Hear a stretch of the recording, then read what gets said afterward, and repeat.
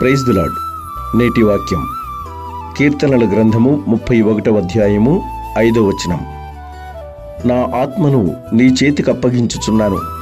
యెహోవా సత్యదేవా, నన్ను విమోచించువాడవు నీవే.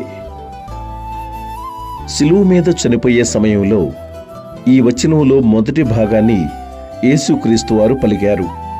లూకా సువార్త 23వ అధ్యాయము 46వ వచనంలో చూడగలం. అప్పటి నుంచి ఎంతోమంది విశ్వాసులు తమకు మరణం ఎదురైనప్పుడు ఇలా పలికారు.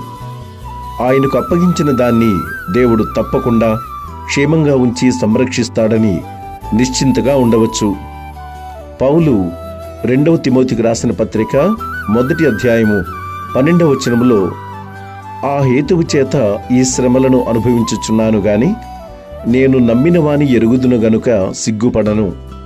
నేను ఆయనకు అప్పగించిన దానిని రాబోచున్న ఆ దినము వరకు ఆయన కాపాడగలడని రూఢిగా నమ్ముకొనుచున్నాను అని పౌలు అక్కడ తెలియపరుస్తూ ఉన్నాడు. మన ఆత్మ, మన జీవం, మన శాశ్వత భవిష్యత్తు వీటన్నిటినీ దేవుని చేతుల్లో పెట్టడం జ్ఞానయుక్తమైన పద్ధతి.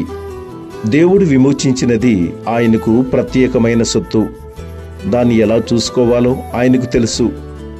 ఆయన తన మాటకు తూచినట్టు కట్టుబడి ఉంటాడు. అబద్ధమాడడం ఆయనకు అసాధ్యం.